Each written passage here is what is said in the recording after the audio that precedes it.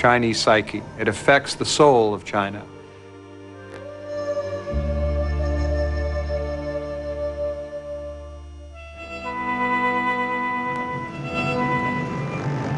But through the efforts of archaeologists and volunteers, thousands of artifacts were recovered.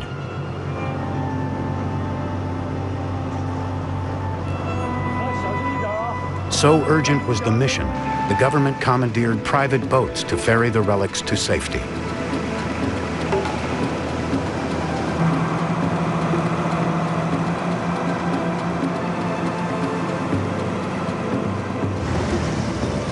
Every month, for 7 years, thousands of relics were shipped to the Chongqing Museum.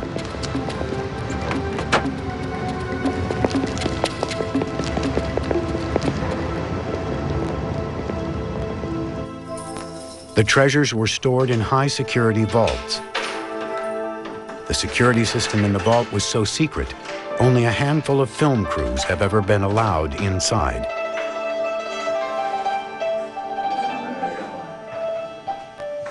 Artifacts have been found faster than they can be cataloged. Few have been studied in detail. But one thing is known. The museum's growing collection proves that Yangtze artisans were endowed with great skill and vision. Some 2,000 years ago, they created masterworks of porcelain. This Yangtze maiden is a world-class example of elegant simplicity. This ornate belt buckle depicts a rhinoceros, an animal experts say roamed southern China centuries ago.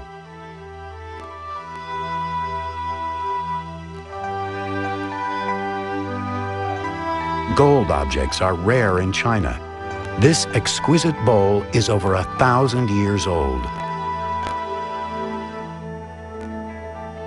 Here, a golden turtle chop. On the bottom, the owner's name. Pressed in ink, it was used to stamp important documents. A golden hair brooch, only a few inches long, it is a masterpiece of workmanship. All in miniature, it glitters with exotic horses and their riders. On the back, a centuries-old birthday greeting. By 2001, the number of recovered relics overwhelmed the museum. It was forced to close. During construction of a larger museum, it was turned into a giant warehouse of treasures. By 2004, the artifacts spilled out into the gardens.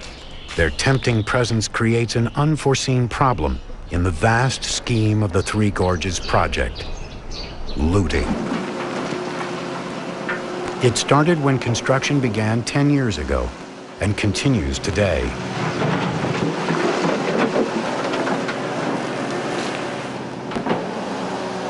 New roads have opened the way for the lucrative trade. Peasants and other people in that area are realizing they can grow wealthy from finding these antiquities. Gangs and other groups are involved in this as well. When someone finds something, they're paid off. Very often it winds up in some sort of network that goes either to the south or to North China and then finds its way out of China into Taiwan or other areas, Japan and the West, for example. These gangs are very sophisticated. They have up-to-date equipment, cell phones and other kinds of equipment. They're well funded, much better funded than the local authorities, the police, and the local preservationists. So that in the race for these antiquities, the people who are getting them out of the country are winning over the people who are trying to keep them in the museums. Theft from museums is alarmingly on the rise. 9 rare bronzes were recently stolen from the Chuyuan Temple. Works of art belonging to the Zhongfei Temple have also disappeared. In Funjiai, peasants hunting for artifacts assaulted officials who tried to stop them.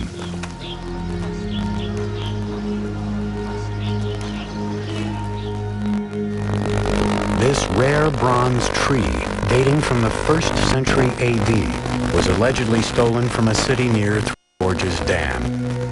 In 1998, it sold at a New York art gallery for $2.5 million. Professor Han Han is one of the archaeologists who led the drive to save the treasures of the Yangtze. The object you see here is not in the Three Gorges Cultural Relics Protection Project. It was discovered by accident. It's called Han Juan from the Dong Han Dynasty. In short, it is the predecessor of the ornamental pillar. In ancient times, it was built by high officials and rich families to show their status. When these people die, these kinds of ornaments would also be built in front of their tombs. It will be moved to the great exhibition hall of the Three Gorges Museum. We believe it will be the jewel of the museum's collection.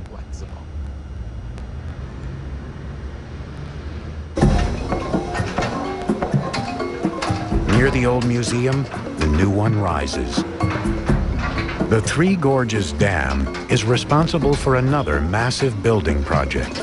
The Chongqing Museum must be big enough to store more than 300,000 artifacts.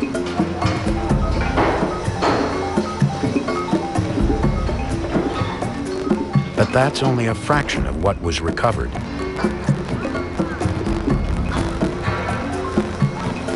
No one will ever know how much was lost.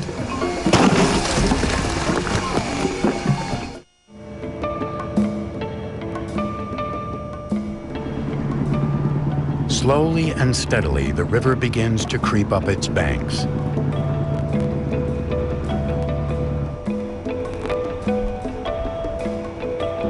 As the Yangtze rises, it will claim an area of over 36,000 square miles.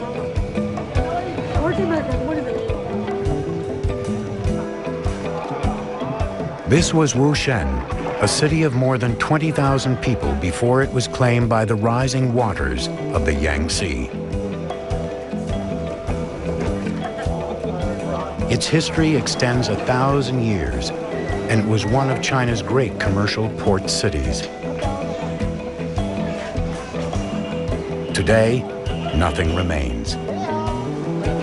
In 2003, the last residents had left the town and moved to New Wushen, higher up in the hills. Nothing remains of the old city. It has been submerged by the dam.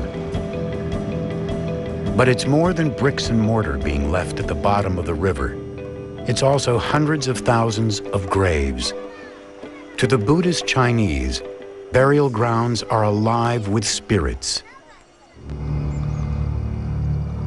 For millions of Chinese along the Yangtze, there is no solution to this loss of family tradition.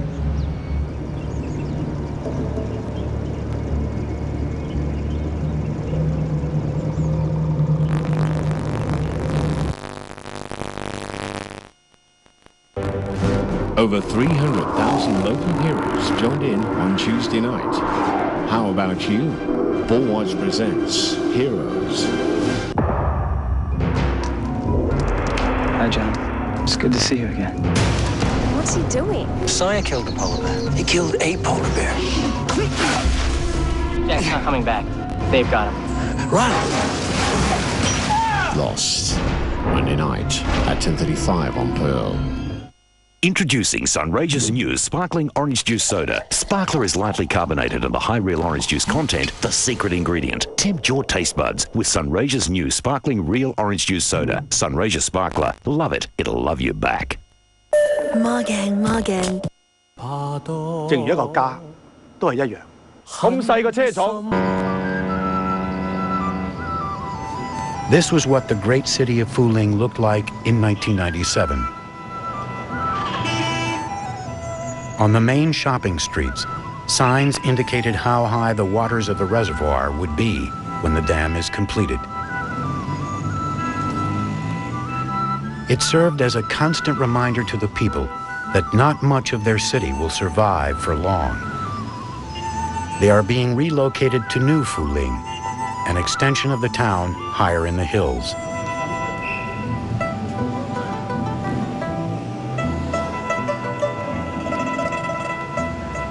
Rather than abandon their city entirely, citizens decided to save as much of the city as they could by building a 600-foot wall nearly 3 miles long.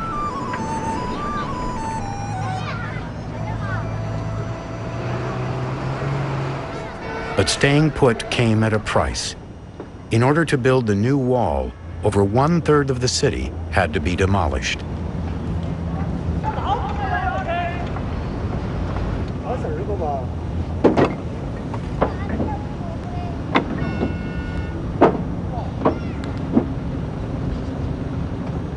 After the completion of the flood control levee, it will have 4 main functions.